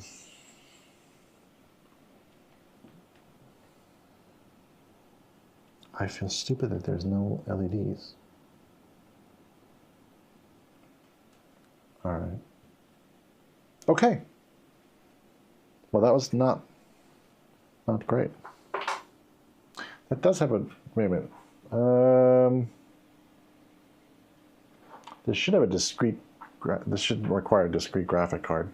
Let me quickly check if this requires a discrete graphic card. It should be on the box. Let's see. Nope, with AMD Radeon graphics built in. So, no, that's not the case. No, it's not the case. So I didn't make a mistake there. It might be just the processor may not be supported right off the top. Way to find out though. Let's see. Let's go diagnose a little bit further. I don't see any LEDs, which suck because this would make my life a lot easier, but there are none. So let's look at the manual. Let me put this back up for a moment. Not break anything, hopefully. Okay. Cannot just be easy. It's never easy. Right. Let's go with 3. That one. Okay. Let's look up what we got.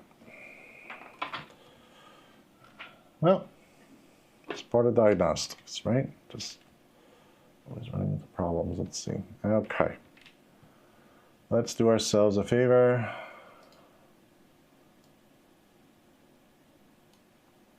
And hold on a second. There. All right. Program. That's a little annoying. Not exactly positioned correctly, but whatever. We'll figure this out. Okay, so let's go to Google first and look up this motherboard. GIGABYTE A620 MS2H.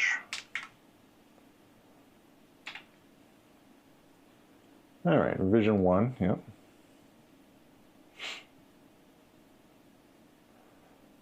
Support. Let's go to support.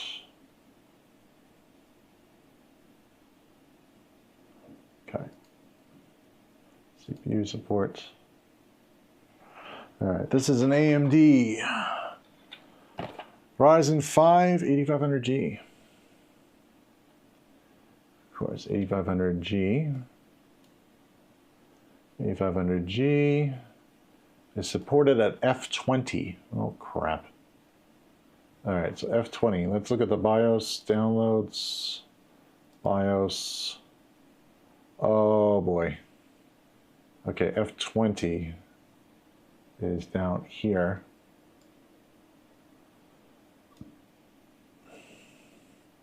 There's a lot before that. All right, so we probably don't have support for the BIOS. So let's look up flashback. Or what do they call it on freaking Gigabyte? I don't think they call it on Gigabyte. Let's see. BIOS flash. Yeah, Q-Flash. Save the latest BIOS on a flash drive, plug it into the Q-Flash BIOS port, and you could flash BIOS automatically by simply pressing the Q-Flash button. The QF LED will flash when the BIOS matching and flashing activities start and stop. There's an LED? All right.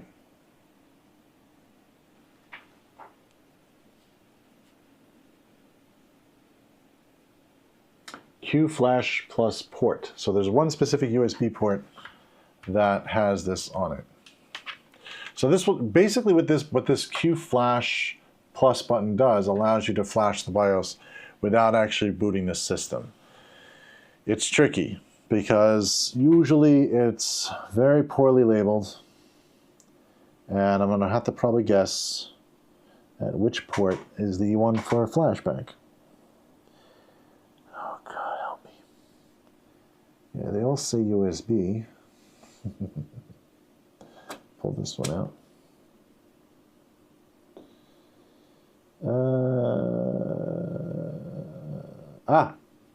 One does say BIOS on here. So, okay, let's take my flash drive, plug that one into the one that says BIOS, and is it an LED? Okay. Display port, okay, so it says QFlashback allows you to update the BIOS when your system is off as far as so shut down. Okay, save the latest BIOS to the USB flash drive, plug it into the QFlash port, and then you can now flash the BIOS automatically by simply pressing the QFlash button. QFlash button will flash when the BIOS matching and flashing activities start, and will stop flashing when the BIOS flashing is complete. Okay, so I don't know if we have to hold this down before we turn it on or hold it down after it turns on, but it's a very small button, by the way, which is awesome that they didn't make it huge because we don't want somebody accidentally pushing that. So I'm just going to try to push that, turn this on, and let's see what we got. It's probably not going to work because I've never gotten one of these to work. Doing it this way, I usually just change the processor. But let's give it a try because we're here. Why not? Do I need a keyboard and mouse? Probably not. Don't really care. Do I need a keyboard and mouse? No, probably not. All right, so let's just flip this on. There should be an LED somewhere. I'm going to assume it's by it.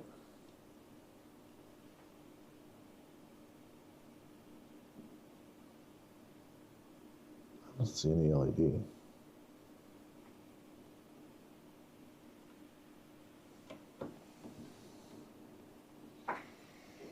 By the way, let's move this downwards really quickly. I don't see an LED back here. The Q light will flash now when BIOS matching flashes. It doesn't flash the power button, does it? No. Put this down.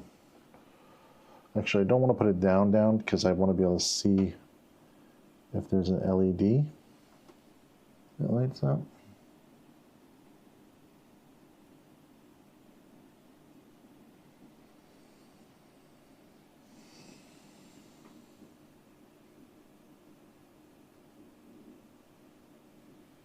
I have a bad feeling about this.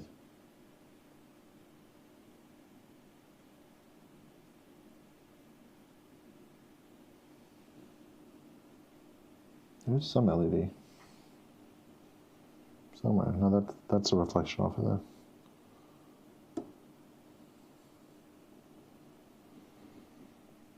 Oh, why would this work? It's coming up on the other screen. Oh, that's gonna suck. Try one more time. I'll hold it down longer.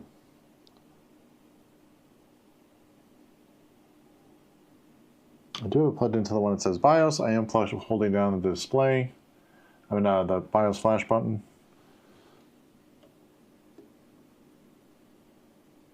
And nothing. Push it a few times. No.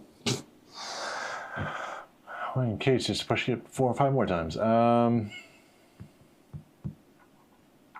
To enable the QFlash Plus function, please navigate. Oh, so you have to enable this. How would you enable it if you don't have access to the BIOS? Okay, GIGABYTE, you're just stupid. Like, the whole point of this thing is so that if you have the ROM processor, you can flash up to the most current BIOS. Why would you have to enable it in the BIOS? You can't get to the BIOS. This sucks. Do I have another CPU is the question, so I can actually do this. Another CPU that fits. I do have a 7000 series processor. It's gonna be such a pain.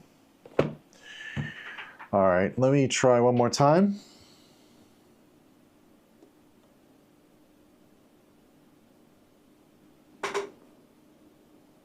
I see where the LED is supposed to be, but there's no light.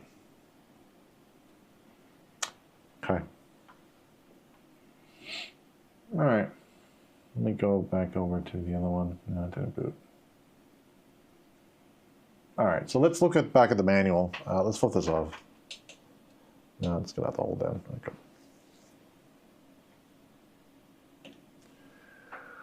Which allows you to update the BIOS when the system is off. Oh, wait a minute. It says QFlash Plus allows you to update the BIOS when your system is off. Save the latest. Oh, okay, so it's not supposed to be on. Whoops. Okay, so maybe we'll try this while it's off. Plug this, maybe make sure this is plugged in. The power is at least on. But let me hold down QFlash while it's off. Oh. It just turned it on.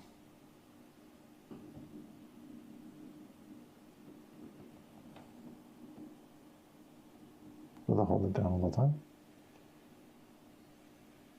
Okay.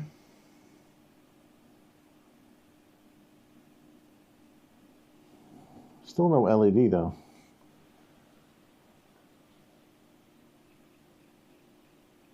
Every motherboard, by the way, has this QFlash thing or like flashback, like different directions for it. This is why it's so annoying. Like I wish they had some sort of standard for this.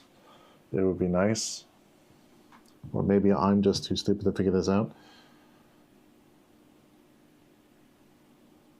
Is that running?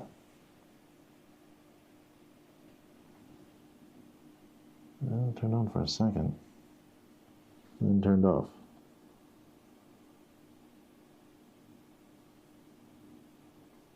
All right. Let's try one more time. It's supposed to be off when we do it, so it has to be off. It doesn't say like how long you're supposed to push or just push once. It just says simply by pushing the Q button. Q flash button. This is so dumb. Why do I feel like it's like something so easy and I'm just not getting it? Yeah, now the fan turned on. And it just turns off.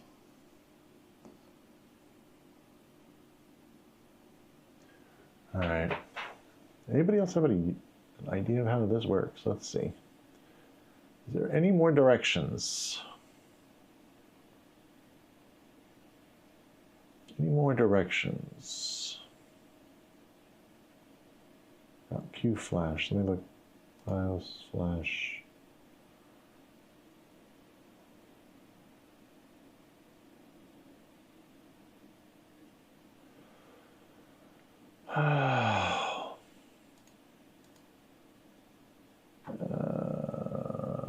Q flash. Just type Control C on that. I don't have to type it.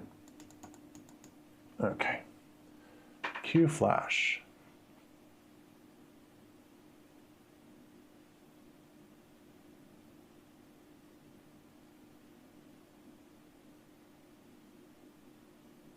Make sure to insert, okay, so navigate to the unique features page.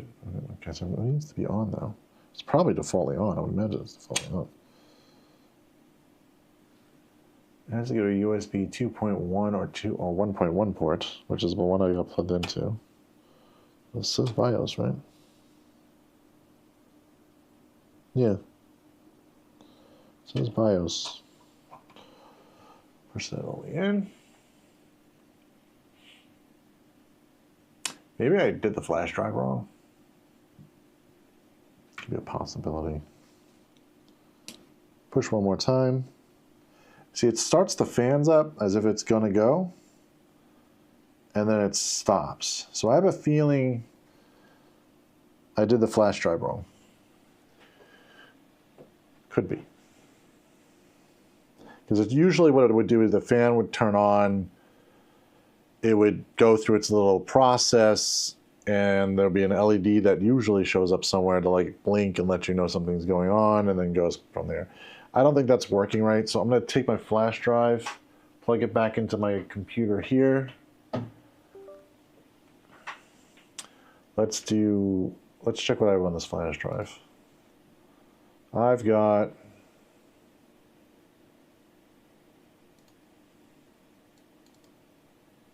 just the file. So, but maybe I got the wrong format. Because now I'm doing flashback, it probably wants FAT32, not NTFS. Where's format on this stupid format? Of course, the option doesn't exist because it's being a pain. All right, let's open up command prompts.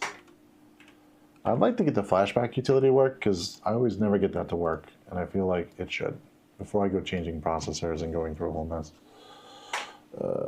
Disk part. I should probably make keyboard over here. Disk parts list. Oh, that's disk. Son of a. All right, put this over here. List disk. Select disk 1. That's the one I want to clean. I need disk manager, disk management. And we'll make this disk really quick. D drive. All right, it wants NTFS or, oh, you know why? Because I'm going to have the freaking thing's too big. Let's just do 2 gigs.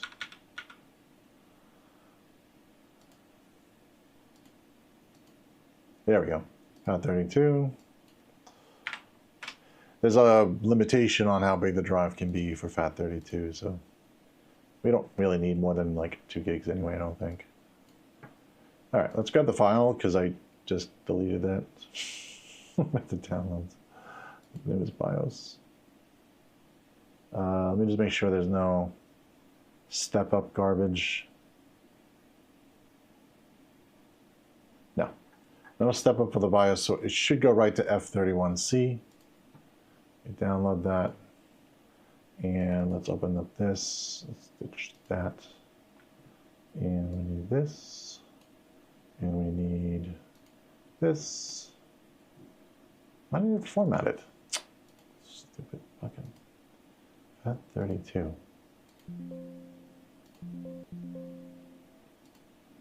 Seriously? All right. Sometimes Windows, I wonder. Okay, we really just need this file. That's it. I don't think we need everything. You know what? Let's just get everything. Just in case. I don't know how flashback works on this one. It may require the whole thing. Shouldn't require the whole thing. But I've been wrong. All right, so let's put this back in and let's try flashback one more time. Now with the entire thing on FAT32. And let's try pushing the button.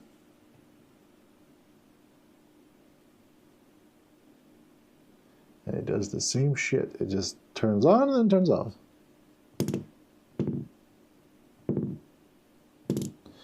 Okay. I don't think this thing ever works. I swear I think people like, they write this stuff to make it work, but it just, I feel like I'm doing something. Maybe I have to hold the button down. Let's try holding the button down. Maybe I'm just not giving enough time.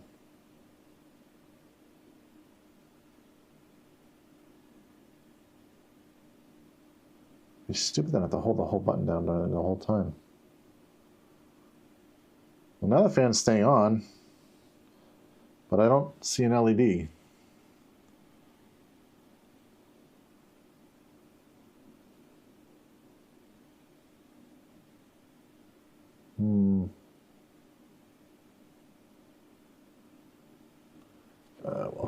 Let me check screens. No.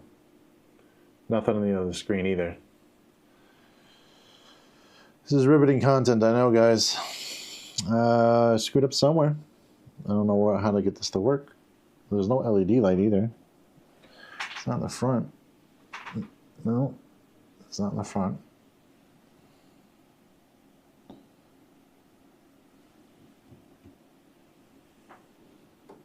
Oh, wait a minute. Let's put this back so I can read the manual. Since the USB USB 2.0 1.0 specification, use the port USB devices before flashing Q-Flash button. Make sure to insert the USB flash drive into this port. I did. Q-Flash allows to update the BIOS when the system is off. Save the latest BIOS to the flash drive, insert the flash drive, and then you can now flash the BIOS automatically by simply pressing the Q. It says just pressing. The QF LED will flash when the BIOS. I don't know where this LED is. You would think it'd be by the button. But then again, I'm missing a whole bunch of LEDs I can't seem to see, so... I don't see anything. I let go of it. No, it just shuts off after I let go of it. Let's try booting, even if I think it's not going to work. Let's try one more time. It's way too little of a time, I think. I'm going to go to 4. Yeah.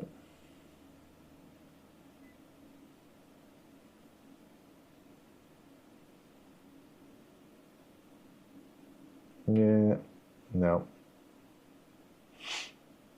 Nope. Today was supposed to be an easy stream. It's always the one time that it's not easy. I think I'm going to have to probably swap out the processor. This is going to take a while. Let me shut this back. Let me check to see if that processor will even, the one I have, it will even be working with this. Go back to 3. That's big, so I can see what I'm doing. Processor support. Let's go back to CPU support. What did I have? It was 7,000. It is 7,000 series. The problem with this is I don't even have a graphic card because this requires a graphic card. All right, Ryzen 5. Well, let's look anyway. Ryzen 5 7600. 7600. Yeah, see, this one is supported since F1. So this might be the only option. Do I have a graphic card? No. I don't have a graphic card. I have a graphic card on my shelf, but I don't think that one works. Yep. Well, this is going to be a follow-up video because obviously I can't get it to boot because we need the BIOS to be correct. This kind of sucks. Yeah.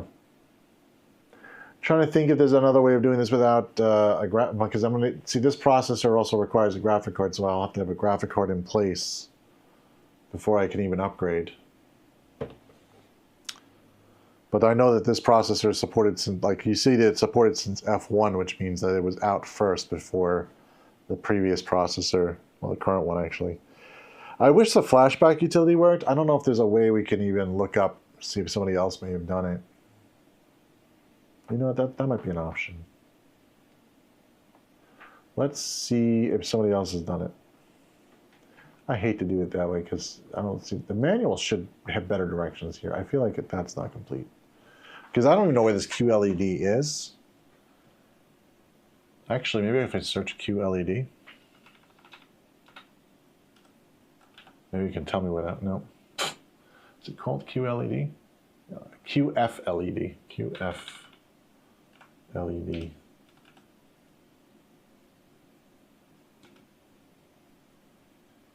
It's right by the button. Yeah, QF LED is right by the button. That's where the button is. But there's no light that comes on.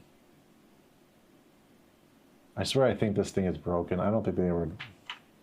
Yeah, Q flash plus... I mean, the power supply is kind of covering it, but there is a hole in the front, in the back here. Let me try one more time. For shits and giggles, let's see.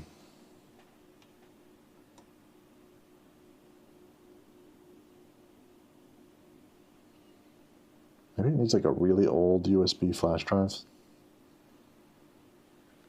I won't put it past it. Should be backwards compatible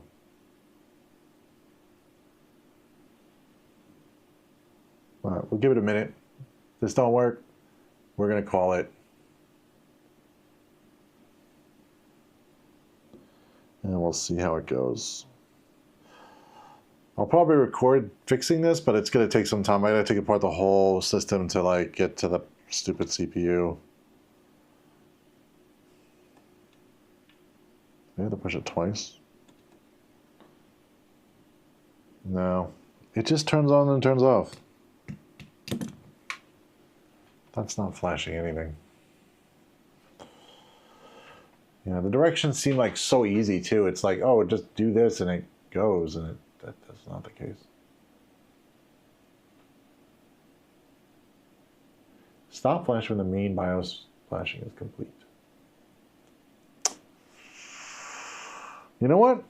Let's take apart the power supply really quickly so I can see underneath there, because I really can't see what's going on. This is here. Actually, I can see from this side. I see the LED. Hold on a second. Let me put the power back on.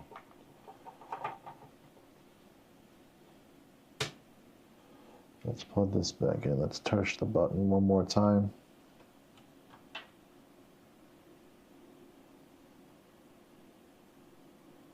Yeah, no lights are coming on. No one's home.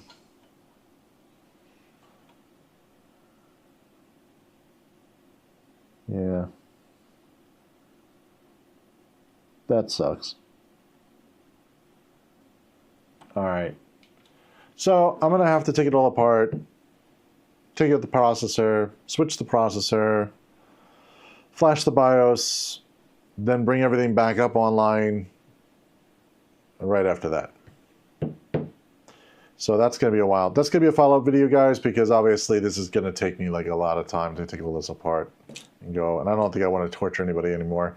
So watch for the follow-up video, I guess. Sorry. We'll also, by the way, we're also going to have another tutorial on TrueNAS anyway. So when I go to do that, I'll probably just record it. And when I record it, I'll just edit it out really fast to make sure that if you guys were interested in loading TrueNAS, I'm so sorry. But obviously we ran into a little hiccup. So I'm going to end the stream right now because it's kind of like meh at this point until we get this working. But once we get it working, we'll post another video with the updated changes and what I did and how I went through it. So I don't like this flashback utility. Maybe I'm going to try to figure out also, maybe I'll contact GIGABYTE also and find out how this is supposed to run, because I feel like that could save me so much time if it actually did work. So that would be a lot more of a time saver than me having to take apart all this entire system to get that down there and actually get it working. So, all right. Till next time, guys, I'll see you soon. Stay subscribed for the update to this, as well as other things. We also have some other videos coming out as well, coming up the next few weeks. So, you know, if you subscribe, that's great. If you want, also please try to like or dislike this video, whichever one you prefer. I hate the fact that I feel like the processor was such a pain. But anyways, yeah, we'll see you at the next one, and have a great day.